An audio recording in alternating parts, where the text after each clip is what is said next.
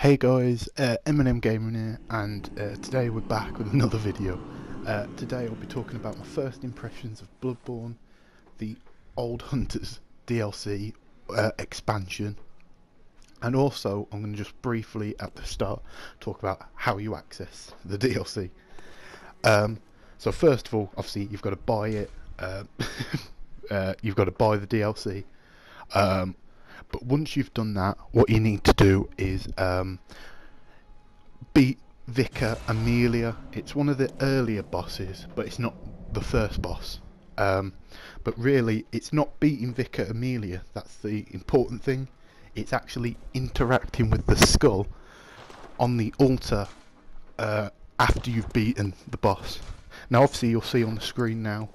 I will be accessing the DLC. So if you don't want to listen to the commentary to this bit, you can just watch the screen and see what I do.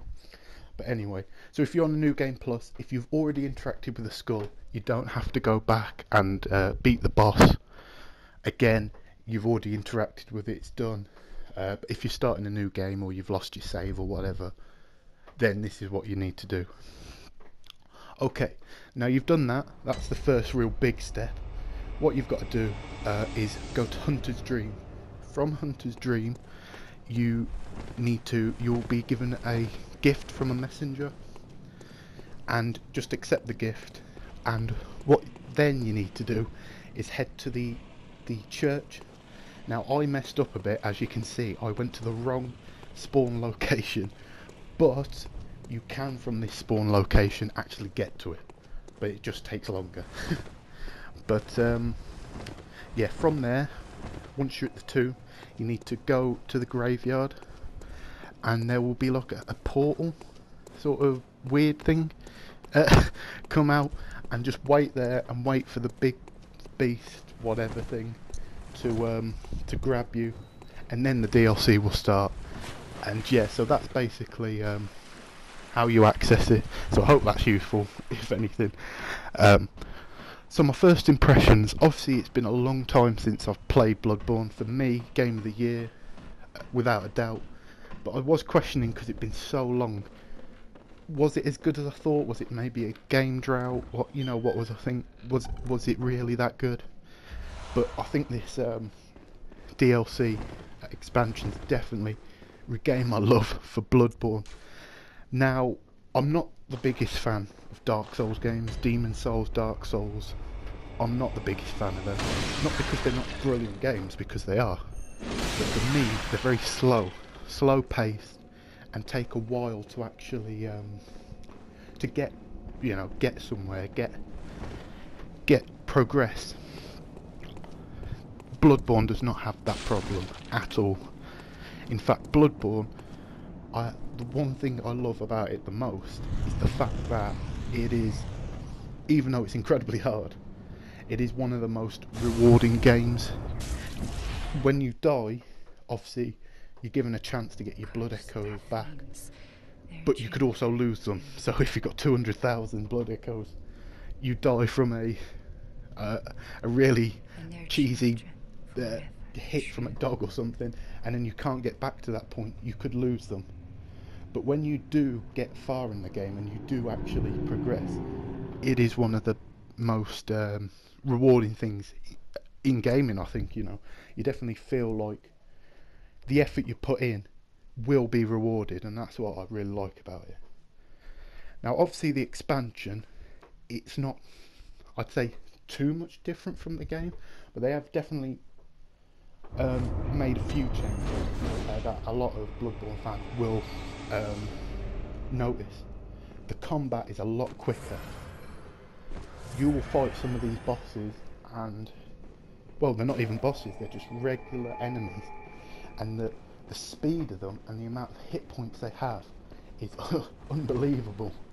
I'm a level I think 180 something, because I got the platinum, and even I'm really struggling, because a lot of the enemies were slow but really powerful, but they've kind of added the speed to these enemies but kept the power of the hit, which obviously is very very difficult to play against it. And, so what they've added, obviously you could probably guess from the title, the old Hunters DLC. But what they've added is hunters that will hunt you. Now, the thing is, what is really great about these guys is they they fight you like a real person almost. It's strange from a game to have nailed it, but you know, but they will, if you're far away, they'll shoot you. If you're within range, they'll do the long range attack. And when you're close, they'll attack you like you would do the same to them. So that's definitely a cool thing they've done. Now obviously this is the first impression. I beat the first boss. Let me spoil it, say who it is, or you know, the fight. But it is a very difficult fight. I somehow got through it first time. I really don't know how. I almost died many times, but I just survived. But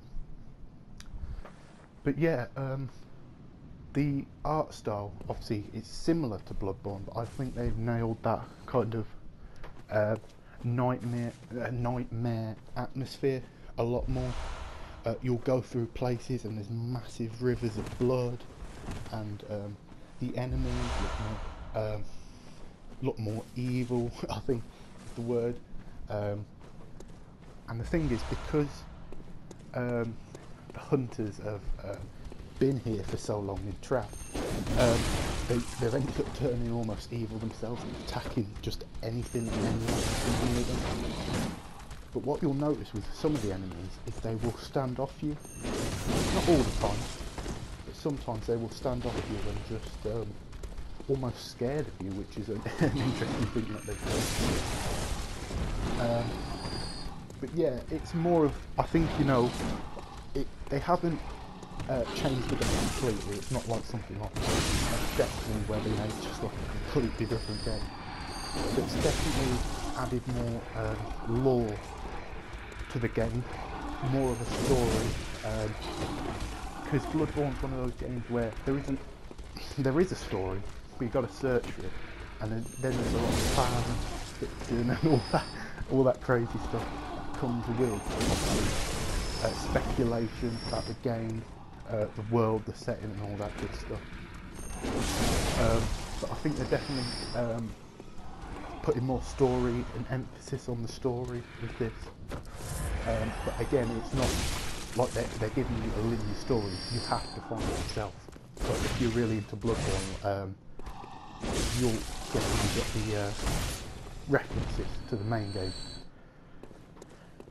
One thing I found funny is with people saying that From Software are the only people to make the DLC or expansions hard to access, which is true, isn't it? You know, they make a really hard game, and even the DLC is hard to get. So, but I think, you know, from what I've played, obviously I haven't played the whole game. It's around about, by the looks of it, a third of the length of Bloodborne. About 12-15 bosses in the main game, including optional. There's about 5 in there, plus. But yeah, that's just my first impression, guys. You'll see me get absolutely slaughtered by these two guys here. Let me know what you think, guys. Did you like Bloodborne? Have you got a PS4?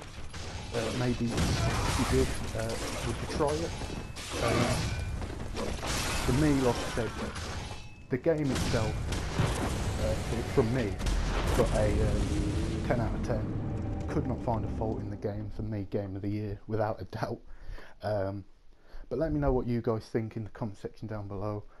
Make sure to like, comment and subscribe, and follow me on Twitter at MNMGaming2. I'll see you guys later. Bye.